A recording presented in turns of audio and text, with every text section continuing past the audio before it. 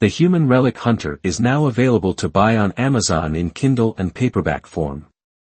If you've enjoyed the story, it would mean the world to me if you could take 2 minutes to leave a review. The link is in the description.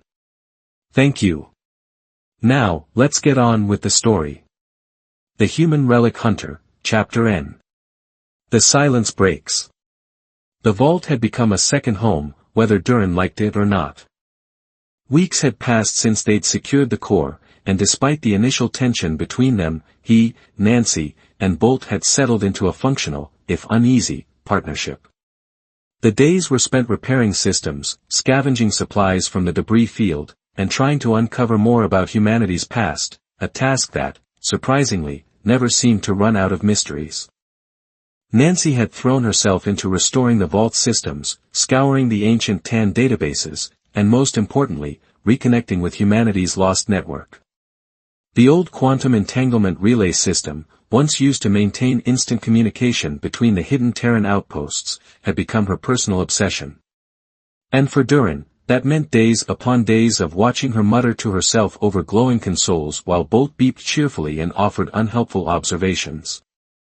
Duran stood in the control room now, leaning against a wall, arms crossed, watching Nancy as she pored over the star map display, trying to ping any still active vaults or outposts. "You ever going to take a break?" he asked lazily, tossing a small Terran artifact, what he had dubbed a relic of great significance, but Seraph insisted was just an ancient keychain. Nancy didn't look up. "You ever going to do something useful?" Duran smirked. "Define useful." "Anything that isn't leaning against that wall and bothering me." "Fair point." He pushed off the wall and stretched, "But in my defense, if I don't bother you, who will?" "Seraph," she said flatly. The AI chimed in through the comms, "and I do so with great enthusiasm." Duran rolled his eyes but didn't argue. Nancy was too focused on her work anyway, her fingers flying over the console as she pinged ancient relay stations, hoping for any kind of response. The network had once connected every Terran vault, research station, and hidden colony, but now it was like shouting into a void, most signals just disappeared into nothing. Until Nancy found a pattern.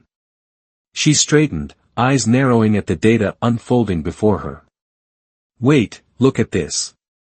Duran stepped closer, peering at the holographic projection of the galaxy as Nancy highlighted a series of red-marked locations.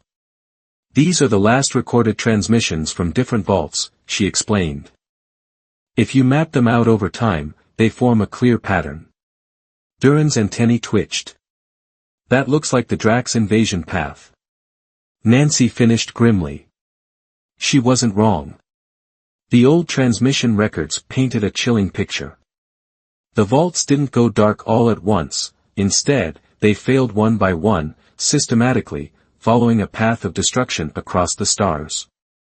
The final vault transmissions were desperate, fragmented distress calls, many of them cut off mid-sentence. Duran exhaled. So the DRA really did wipe them all out. Nancy's jaw tightened. "Looks like it." For a moment, neither spoke. The weight of it was almost suffocating, thousands of years of silence, an entire species hidden away, only for most of them to die anyway. Finally, Duran broke the silence with an exaggerated sigh. "Well, that was depressing." "Welcome to history," Nancy muttered. Seraph added helpfully, "Human history, in particular, is filled with catastrophes, in case you were under the illusion that things had ever gone well for them." Nancy ignored him, scanning through more records. "There's one last message still transmitting," she said finally. Duran perked up. "Oh. You buried the lead. Let's hear it." Nancy accessed the signal, and a garbled voice crackled through the speakers. The message was ancient, barely intelligible, the audio degraded beyond repair.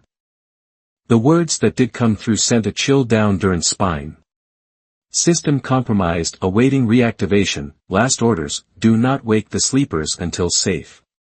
The transmission looped again and again, the same broken phrase repeating for over 10,000 years. Nancy sat back, arms crossed, her face unreadable. That's it. That's all it's been saying for centuries. Duran raised a brow. That's not creepy at all. Bolt tilted his dome.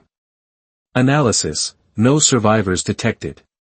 Nancy exhaled. No, they're gone. It's just a loop, a ghost signal. The vault fell silent again, the last trace of an entire civilization reduced to static and old warnings. Duran scratched his chin, looking between the dead signal and the galactic map. So that's it? We're just looking at humanity's graveyard? Nancy hesitated. I don't know. Maybe. But maybe there's more out there. Seraph hummed. An optimistic take. Not sure I like it. Duran smirked. Yeah, makes me nervous too. But Nancy wasn't joking. She studied the map like it held answers she hadn't seen yet. And maybe, just maybe, it did. Duran watched as Nancy stared at the map, her fingers tracing unseen lines across the holographic display. She was quiet, too quiet. He had come to recognize this as the moment before she threw herself into another impossible task, another mission, another fight. He sighed, rubbing the back of his neck. All right, well, I think this is where I bow out. Nancy didn't look up right away. What? Dren gestured vaguely at the vault around them. This. All of this. You've got it handled, right? The vault's stable, the humans in the pods aren't dying anymore, and you've got a fancy quantum comm system that, shockingly, hasn't exploded yet. He shrugged. I'd say my job here is done. Nancy finally turned to look at him. You're leaving? Duran nodded. Yeah, I'm not exactly cut out for, I don't know, rebuilding a species. That seems like a you thing. Nancy narrowed her eyes. Oh yeah? And what exactly is a you thing? Dren grinned. Not getting vaporized, for one. You'd be amazed how often I've managed to avoid that. Seraph chimed in, surprising, given the sheer number of your questionable decisions. Thank you, Sif, Duran said dryly. Always a pleasure. Nancy crossed her arms, studying him for a long moment. Then she just nodded. All right. Duran blinked. Wait, that's it? Nancy shrugged. You did your part. You found humanity, you even saved some of us. If you want to go back to your old life, I won't stop you. Duran wasn't sure what response he had expected, but her indifference threw him off. Ha! Thought there'd be more of a fight. Oh, don't get me wrong, she said, smirking slightly. I was ready to put up an argument, maybe even pull some dramatic speech out of my ass, but the thing is, if I have to convince you to stay, then you probably shouldn't. He frowned, shifting uncomfortably. That's annoyingly logical. I have my moments, she said. For a moment, the only sound was the soft hum of the vault's power systems. Then, in an effort to push past whatever strange weight was settling in his chest, Duran clapped his hands together. All right, then. Guess I should pack up. Nancy snorted. Yeah, because you have so much stuff to take with you. Hey, I've got some things, Duran protested. Seraph chimed in, yes, an extensive collection of ancient human relics of great cultural and historical significance, most of which, I should remind you, are actually trash. Duran grumbled, you say trash, I say priceless artifacts. Nancy raised a brow. Oh yeah? Like what? Duran gestured vaguely toward his bag. Well, for starters, I have this authentic pre-RA human beverage container. Seraph cut in, it's a rusted-out can. Nancy rolled her eyes. Let me guess, you once tried to trade a rusted spoon to a merchant too. Duran hesitated. I mean, define trade. Sif groaned. He absolutely did. Nancy shook her head, smirking. Why am I not surprised? Hacking didn't take long. Durin never carried much, just the essentials, his gear, a few personal items, and of course, the Wanderer too, which had become as much a part of him as his own skin. Over the past few weeks, he and Nancy had fallen into a rhythm, scavenging debris fields, swapping stories, eating meals together that ranged from surprisingly decent to borderline inedible. It was comfortable in a way he hadn't expected, which is probably why leaving suddenly felt so much harder than it should have. Still, he went through the motions, loaded up his gear, checked the Wanderer 2's systems, did everything that made leaving feel real. Nancy stood on the docking platform, watching him with an expression he couldn't quite read. "So where are you headed?" she asked. Durin hesitated, then shrugged. "Probably back to the Hessian trade routes. Plenty of relics out there, and let's be honest, I'm better at digging up the past than I am at shaping the future." Nancy nodded slowly. "Well, try not to get yourself killed." "I make no promises." Bolt, who had been quietly observing, suddenly trilled, "Observation, departure suboptimal." Durin chuckled. "Going to miss me, Bolt?" Bolt beeped, his optics flashing. "Negative. I am accompanying." Dren blinked. "Wait, what?" Nancy crossed her arms. "Yeah, about that." Bolt decided he's your problem now. "Friendship ongoing," Bolt added helpfully. Dren groaned, rubbing his temples. "Great." A lizard and his overly cheerful maintenance drone off on another adventure. Nancy smirked. "Sounds like a hell of a duo." Durin shook his head but didn't argue.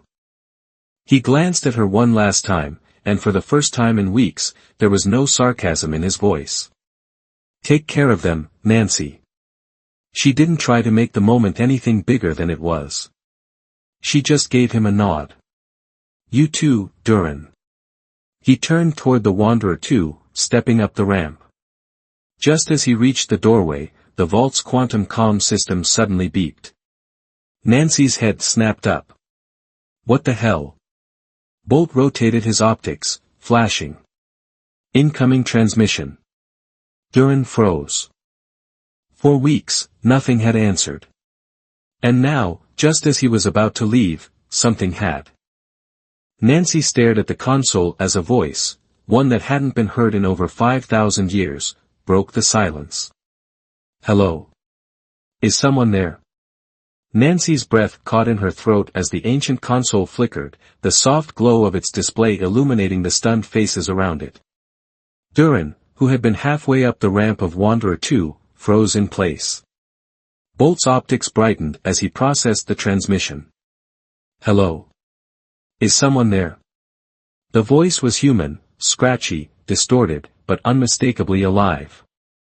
Nancy leaned forward, fingers hovering over the console controls. "This is Nancy Calloway, speaking from the Turan Vault. Identify yourself." There was a pause. Static crackled in response before the voice returned, this time steadier. "Nancy Calloway." The speaker sounded unsure, then with something like awe, "You're from a vault?" "A real one?" Nancy's jaw tightened. "That's right." "Who am I speaking to?" Another pause, then, "My name is Elri Tun, and, well, I suppose you could say we've been waiting for you for a long time." Nancy frowned. "Define a long time." Elri hesitated. "We don't really measure time the way you probably do anymore, but if the records are accurate, it's been around 5,000 years since our ancestors first woke up." A silence followed, a silence that felt heavy. Durin, still lingering by the ramp of his ship, exhaled loudly. "Well, that's a hell of a long nap." Nancy shot him a look but didn't disagree. "Elri, where are you?" "You said ancestors, are you part of a vault?" The static crackled again before Elri replied, "Not anymore." Nancy's stomach dropped. "Explain." Elri's voice turned somber. "We were a vault once, one of the first groups to go into hiding when the war was lost. We did what the Sleeper's directive told us to do, we waited. And for thousands of years, we stayed hidden, listening for a sign that it was safe. He paused, then, about 5,000 years ago, we realized the DRA were gone. Nancy's hands clenched into fists. How? The signal stopped. The destruction stopped. The skies were clear, and the vault's power was failing. If we stayed, we would have died. Duran finally stepped down from the ramp, walking toward the console. So what did you do? Elry sighed. We scavenged what we could, every scrap of old technology, every ship part, every working piece of transport we could salvage, and we left the vault. We found a nearby habitable planet and started over. Nancy exhaled sharply, running a hand through her hair. You mean to tell me that you didn't just wake up, your entire civilization has been out there this whole time? Elry hesitated. Not as a civilization, no. We were only a few thousand at first. We had no choice but to rebuild from scratch. Over generations, the knowledge faded, technology broke down, and, well, we became something different. Sif, who had been unusually silent, finally spoke through the comms. Fascinating. A lost human colony surviving off the remains of Tan ingenuity. I assume your technological advancements have regressed. Elry chuckled dryly. That's a kind way of putting it. We lost access to space travel millennia ago. Most of what remains of Terran technology are fragments, ruins, and relics of a world we barely remember. Nancy swallowed hard. This was too much. How many of you are there? She asked quietly. Around 1 million, give or take. Nancy nearly staggered. 1 million. 1 million humans alive right now. We don't really call ourselves Terran anymore, Elry admitted. We've adapted, changed. Our way of life is simpler, but there's one thing that never changed. Nancy furrowed her brow. What? The quantum communicator. Duran raised a brow. You've had one this whole time. It's a sacred relic, Elry said. It has its own power source, and our ancestors passed down a legend that one day someone would call back. Nancy swallowed. And you never reached out? Elry let out a hollow laugh. We check it once a cycle, but after thousands of years of silence, we stopped believing. Nancy exhaled. Until now. Elry's voice was quieter this time. Yeah. Until now. Nancy glanced at Duran, who had crossed his arms, his expression unreadable. The weight of it all was hitting hard. She turned back to the console. So, what happens now? There was another pause before Elry answered. We don't know. When we saw your signal, the council had to debate whether or not to respond. Duran snorted. Let me guess, big dramatic argument. You have no idea, Elry muttered. There are a lot of different opinions on whether or not we should reconnect with what's left of the galaxy, but we decided we couldn't ignore it. Nancy ran a hand over her face. We need to meet in person. Elry hesitated. That might be a problem. Why? Because, Elry said slowly, we don't have any ships. A silence settled over the room. Nancy stared at the console as if willing Elry to change his answer. The idea of 1 million humans being alive, thriving on a planet, and yet being completely trapped there for millennia, it was staggering. You don't have any ships, she echoed, almost disbelieving. Elry's voice came through with a hint of resignation. No. We used everything we had just to get to this planet. The vault had limited resources, and when the decision was made to leave, we salvaged what we could and abandoned the rest. There weren't enough ships to sustain travel beyond a single journey. Duran let out a sharp exhale.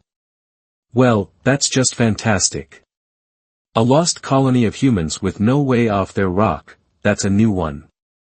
Nancy ignored him, her brain already shifting into problem-solving mode. If we came to you, would you be able to guide us in? There was a brief silence. You do that? Elry finally asked. Nancy scoffed. We didn't spend weeks repairing this vault just to sit around staring at a dead screen. We're coming. Duran, who had been this close to leaving, narrowed his eyes. Oh, we are we? Nancy turned to face him, arms crossed. Yes, we are. Duran sighed. Look, I was all set for my grand exit. You can't just pull me back in like. She cut him off with a smirk. Duran, you got time for one last adventure. Duran's mouth opened, then closed. There it was, that damn question. He glanced at the Wanderer too, then back at the vault, the place he had almost left behind for good. 1,000,000 lost humans waiting out there, a colony that had no way of knowing that the galaxy had moved on. Finally, he groaned, rubbing his temples. I hate how well you set that up. Nancy's grin widened.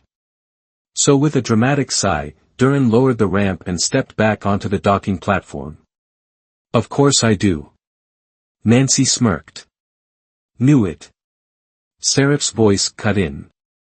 For the record, this will likely end in catastrophe. I am simply noting this for when I later say, I told you so.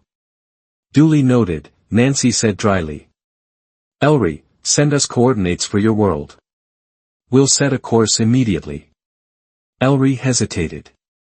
It won't be immediate. We'll need time to prepare, the council will. Nancy cut him off. Elry, we're coming. Start getting ready. A stunned silence stretched over the comms before he finally responded, understood. Transmitting coordinates now. The console beeped as data flooded onto the display, a planetary system lighting up on the holographic map. Nancy stared at the screen. There it was, a new home. Not a ruin, not a forgotten battlefield, a living, breathing world of human survivors. Duran let out a low whistle. That's far. Hope you packed some snacks. Nancy smirked. It's not the farthest we've been. Seraph cut in again. Technically, it is. Nancy rolled her eyes.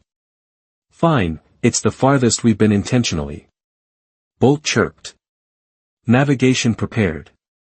Adventure optimal. Duran clapped his hands together. All right, then. Let's get moving before Nancy changes her mind and makes me do something even more ridiculous. Nancy snorted. I make no promises. Duran shook his head and climbed back aboard Wanderer 2, Nancy and Bolt close behind. As the ship powered up, the vault's docking bay doors slowly opened, revealing the vast emptiness of space. Nancy took one last look at the vault, the place where everything changed, then turned back toward the cockpit. The sentinel stood watch, its glowing optics steady, overseeing the slumbering Terrans.